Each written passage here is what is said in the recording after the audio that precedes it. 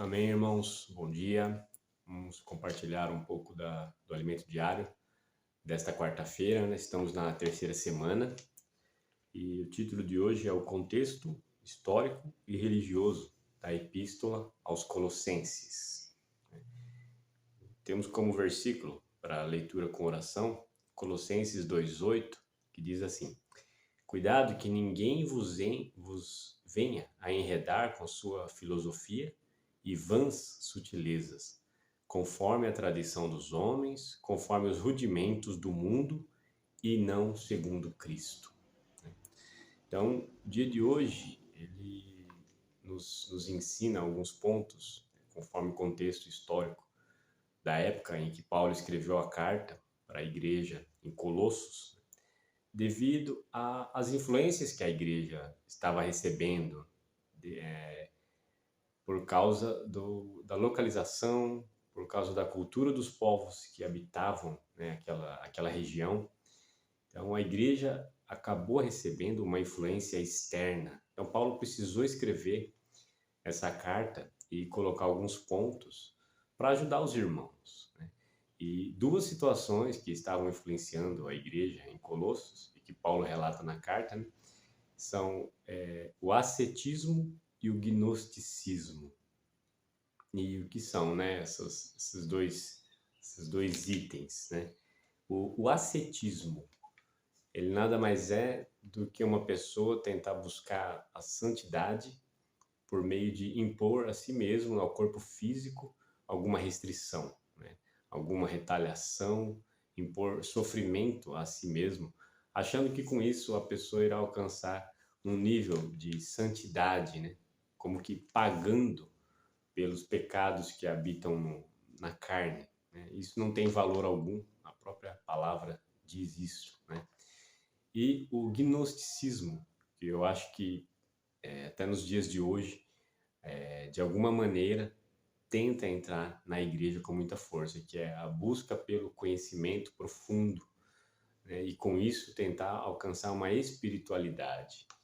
Então, tentar buscar espiritualidade, buscando um grande nível, né, um alto nível de conhecimento, é algo que também não nos ajuda diante de Deus, né? Não nos edifica como igreja.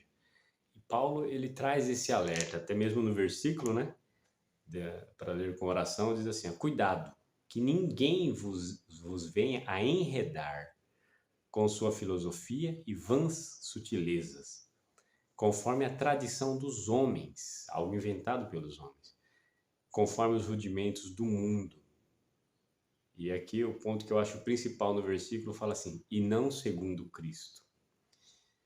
Esse versículo mostra que a filosofia, as tradições dos homens, os rudimentos do mundo, elas desviam o foco da igreja, desviam o foco do cristão de Cristo, tiram os olhos de Cristo, né?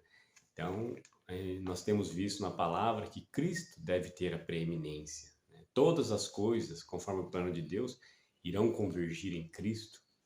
Por isso, Cristo, ele é o centro da nossa vida, ele é o centro da igreja, ele é o ponto principal, ele é o fator principal. Ele realizou a obra de redenção, né? O Senhor Jesus Cristo, ele mudou a história.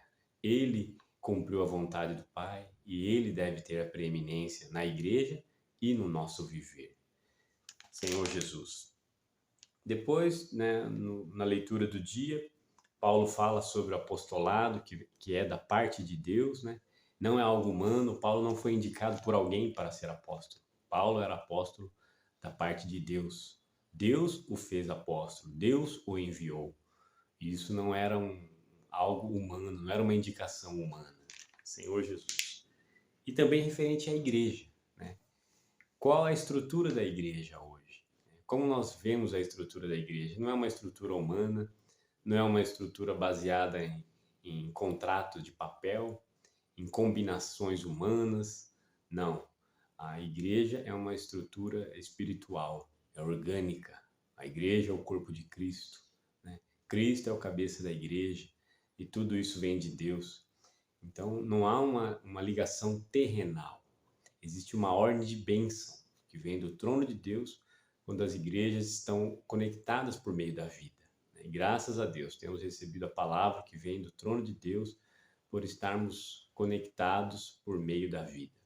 Então, desejo que os irmãos tenham uma boa quarta-feira, tenham um bom desfrute da leitura desse dia do alimento diário, que está nos ajudando muito, e que o Senhor abençoe a todos. Amém.